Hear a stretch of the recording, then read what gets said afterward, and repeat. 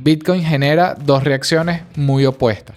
O piensas que es el futuro del dinero o piensas que es pura especulación y una estafa, pero no hay un punto medio. Pero déjame decirte que el problema no es Bitcoin. El problema es que la mayoría de las personas opina sin tener realmente claro qué es. Y es que no puedes tener una opinión sólida si no sabes realmente qué es Bitcoin. Y hoy te voy a explicar cómo nació Bitcoin, por qué nació y cuál es su papel importante en el mundo, en la economía y sobre todo en las inversiones.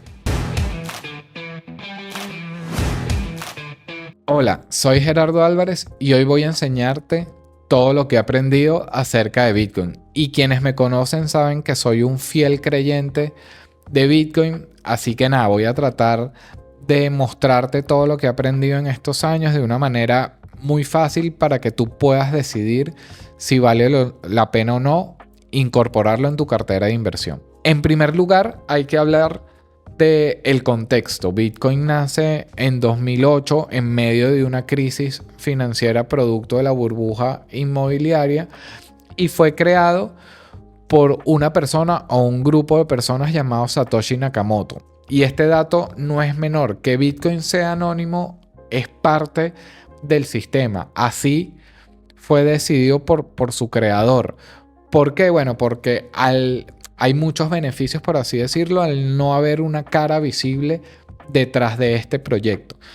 Y Bitcoin en un principio no fue pensado como un instrumento de inversión, sino fue creado como un instrumento de rebeldía al sistema, a los bancos centrales, a las políticas monetarias. Y es que Bitcoin nadie lo emite. Bitcoin desde su origen fue creado para que existieran solo 21 millones de unidades. De ahí ese aspecto de escasez que hace compararlo mucho al oro. Pero bueno, es básicamente eso. Bitcoin no lo emite ningún banco central y nadie lo controla.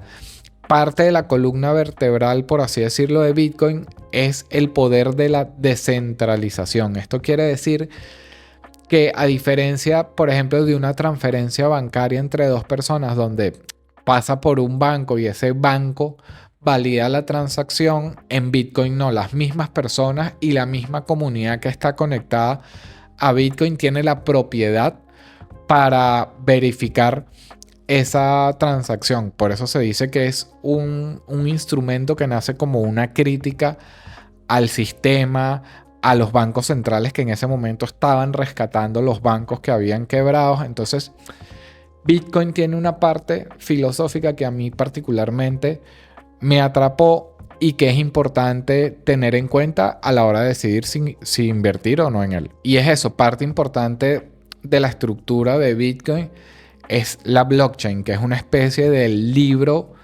público contable donde todo el mundo puede ver las transacciones. Incluso las transacciones son anónimas, tú no sabes quién las hace, pero no hay un tercero como un banco fiscalizando esas transacciones. Al estar todo en esta blockchain que es pública y que se puede ver a través de la web, bueno, todas las personas pueden validar esas transacciones. Y no voy a entrar aquí en tecnicismos, pero un blockchain es una cadena de bloques, es decir, una transacción tiene ciertos datos que va ligado a la siguiente transacción y así sucesivamente. Por eso es imposible manipularlo. Nadie podría hackearlo, por así decirlo, y meter una transacción falsa, porque en ese momento toda la comunidad se daría cuenta que no es una transacción que está en el libro contable, porque no tiene datos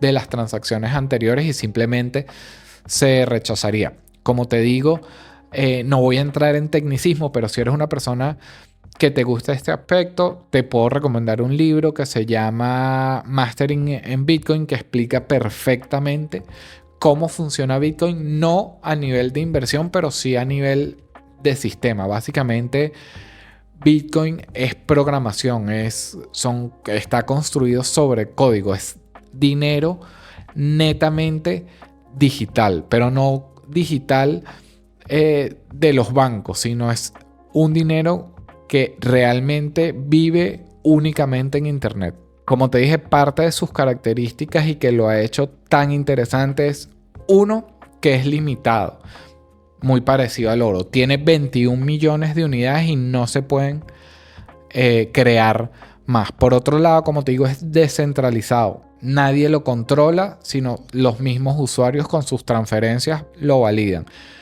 Por otro lado, es libre de censura. Al ser anónimo y vivir en Internet, prácticamente no se puede censurar.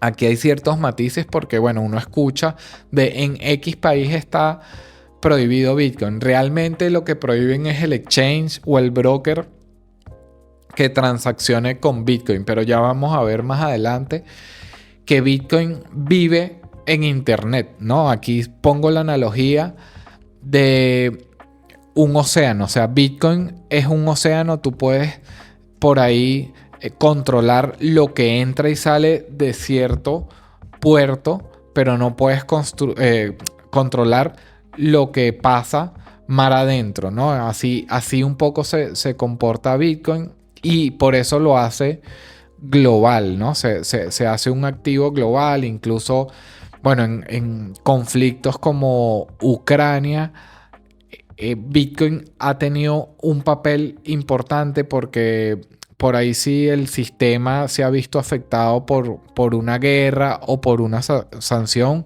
Bitcoin está por encima de eso. Así que para bien o para mal, porque bueno, también muchos hackers han usado Bitcoin por eso mismo, porque no se puede censurar. Una vez que sale una transacción es imposible eliminar esa transacción. Entonces, bueno, son partes de las características que hacen a Bitcoin un activo único que jamás se había creado en la historia. Por otro lado, aquí quiero hacer un inciso porque muchas veces se mete a Bitcoin en el mismo saco de las criptomonedas y aunque, digamos, a término general, bueno, se podría decir que es una criptomoneda, realmente es un error porque primero Bitcoin fue el primer activo digital, dinero digital real que se creó. Y es el único que tiene las características que te mencioné. Sobre todo, y lo que lo hace más importante y lo diferencia completamente de las otras criptomonedas es que Bitcoin es el único activo digital que no se conoce su fundador. Todas las demás criptomonedas que existen, bueno, tienen todo un equipo detrás, son empresas que han trabajado en crear una criptomoneda y emitirla. Muchas de ellas funcionan exactamente igual que los bancos centrales que imprimen muchas criptomonedas. Bitcoin no. Prácticamente al ser anónimo y ser escaso o ser limitado son unas características que ningún otro activo, como repito, ha podido replicar. Entonces es un error confundir o generalizar que Bitcoin es una criptomoneda más, porque no lo es. Es algo completamente aparte y esto hay que tenerlo en consideración. Por otro lado, quiero contarte cómo se ve Bitcoin, ¿no? Quizás al principio que te expliqué, nació con una narrativa en contra del sistema, de las cosas que estaban pasando en ese momento, y se le empezó a poner la etiqueta del oro digital, ¿no? Igual por esta característica de ser limitado, de que nadie lo controla, etcétera, etcétera. Y quizás para muchos al principio, incluso muchos actualmente, siguen pensando que es un oro digital, pero la realidad es que a nivel de precio no se ha comportado como el oro. Ha estado más correlacionado a empresas tecnológicas. Al final, como les decía, y esa es como la segunda narrativa, verlo como una inversión, como una empresa tecnológica, al ser parte de un movimiento tecnológico de blockchain, se comporta mucho como una tecnológica, incluso como empresas de inteligencia artificial.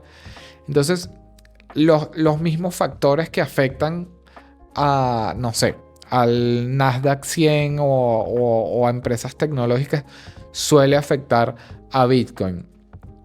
Es decir, cuando a las empresas tecnológicas les va bien, a Bitcoin le va bien, y viceversa. Cuando a las empresas tecnológicas le va mal, el oro físico, el oro a través de ETF, le suele ir bien. Y en un principio se pensó que Bitcoin podía ser ese refugio de valor, pero hasta el momento quizás no se ha comportado tanto. Entonces, quizás la aproximación más certera para verlo es eso, verlo como una tecnológica, como una acción de una empresa de este sector. Y ahora quiero hablarte de las 3 o 4 maneras que existen para invertir en Bitcoin. Primero, de forma directa y autocustodia. Esto quiere decir comprar Bitcoin y almacenarlo de manera offline. Aquí, bueno, no quiero entrar en detalles porque podía extenderme mucho a hablar sobre estas propiedades, pero bueno, básicamente al comprar Bitcoin y almacenarlo de manera autocustodia, lo que se quiere decir, para que entiendas una analogía, es como tener dinero debajo del colchón o como guardas tu pasaporte, aunque Bitcoin no es, digamos, un activo físico. Lo puedes comprar y almacenarlo en una Trezor, en una Ledger, que son especies de dispositivos que puedes guardar de manera física. Otra manera de invertir en Bitcoin es quizás la más conocida, a través de un exchange o un neobanco donde compras Bitcoin y lo ves reflejado en tu aplicación, en tu estado de cuenta. Como digo, no voy a entrar en detalles. Al final, comprarlo en autocustodia o por exchange tiene pros y contras según cuál sea tu perfil de riesgo, según cómo veas Bitcoin. Así que nada, si te gusta y quieres que extienda un poco más sobre Bitcoin, déjame en los comentarios y con gusto lo hago. Otra manera de invertir en Bitcoin que se ha popularizado mucho en el último tiempo es a través de un ETF, como he hablado en muchos episodios. Bueno, básicamente es un instrumento en bolsa que lo que hace es replicar el precio de Bitcoin. Aquí es importante mencionar que a través de estos ETFs no se posee realmente Bitcoin. Es decir, como cualquier otro instrumento de ETF, lo que hace es replicar el precio de Bitcoin, pero no posees ninguna fracción de esos 21 millones que existen de Bitcoin. Otra forma de invertir en Bitcoin es de manera indirecta a través de empresas que de alguna manera tienen exposición a Bitcoin. Aquí quizás el mejor ejemplo es MicroStrategy, una empresa en la cual su CEO ha decidido destinar gran parte de las inversiones y el patrimonio de la empresa y de las reservas estratégicas de la empresa en Bitcoin.